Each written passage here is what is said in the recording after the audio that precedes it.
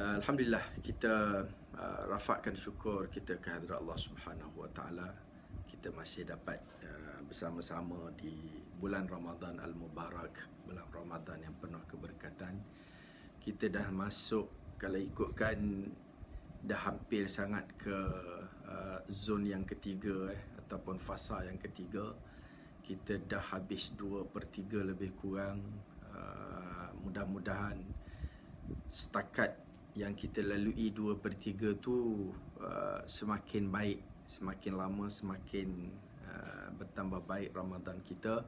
Dan masuk malam 10 malam terakhir, Rasulullah peringatkan kita supaya lebih difokuskan lagi ibadat kita, terutamanya dalam pencarian kita kepada malam Lailatul Qadar, insya-Allah. Mudah-mudahan Lailatul Qadar milik kita semua. Allah kurniakan kepada kita ganjaran dia 1000 bulan. Tuan-tuan dan puan-puan sesedaya dikasihi sekalian, pertamanya terima kasih banyak-banyak masih kepada yang sudi mengikuti aktiviti-aktiviti di page Syria Care Malaysia. Dan bila tengok tajuk tazkirah hari ni, jangan salah faham lah ya. Jangan tajuk tak silap. Tajuk tak silap. Yang silap kalau tak faham, lepas tu kita tafsir sendiri. Sebab tajuk tu ibadah versi baharu, ya, ibadah versi baharu.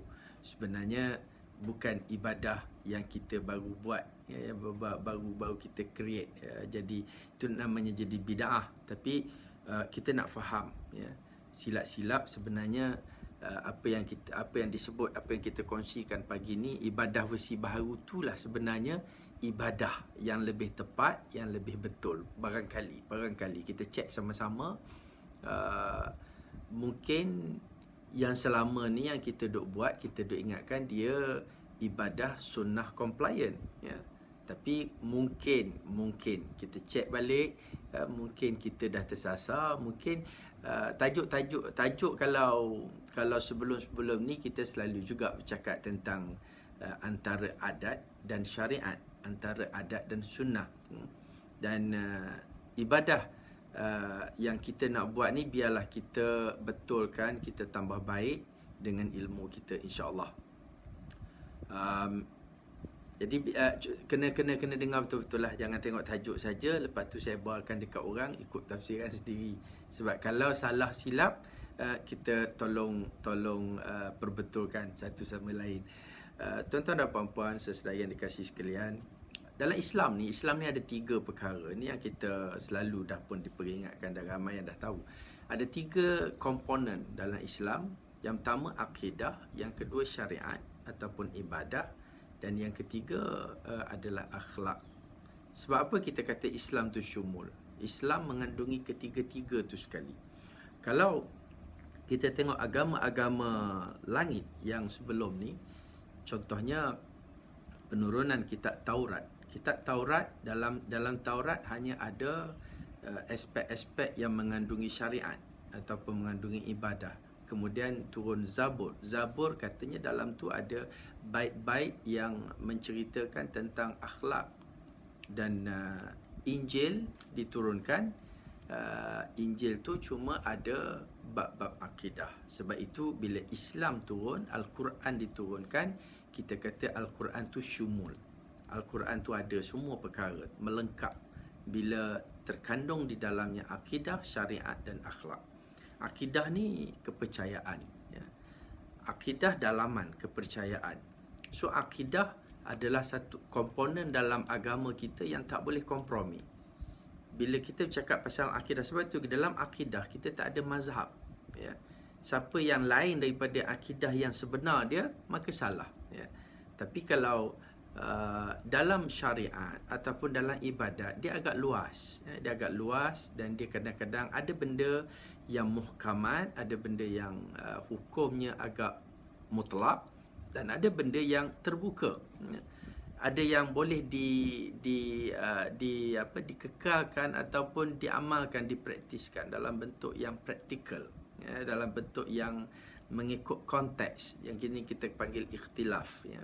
Sebab itu dalam syariat, dalam ibadah kita ada mazhab, ada pandangan-pandangan yang pelbagai yang semuanya betul. Barangkali semuanya betul, dan adalah, bukan kita kata tak ada yang salah, tapi kebanyakannya pandangan masing-masing itu selagi bersandarkan pada Quran dan Sunnah, maka dia dianggap pandangan yang betul. Itu kita kata mazhab dalam ibadah. Mazhab dalam akidah kita tak boleh terima. Jabariyah, Qadariyah, Mu'tazilah dan sebagainya, itu mazhab akidah.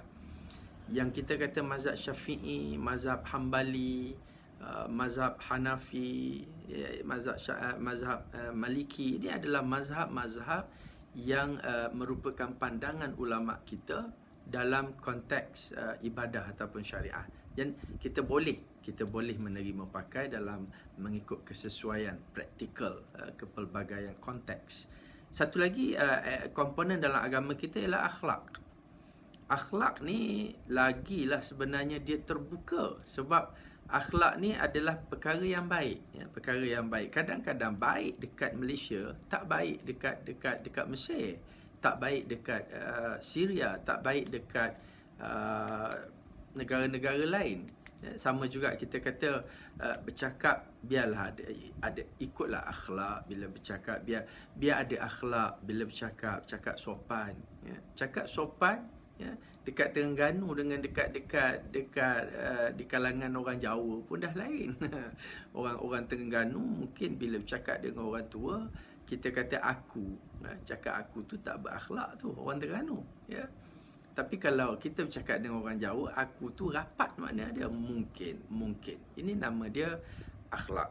Akhlak ni adalah sangat terbuka, sebab itu kita banyak perkara boleh berbeza pendapat dalam aspek akhlak, dalam ibadah dan juga akhlak ni. Tapi dalam bab akidah kita tak ada perbezaan.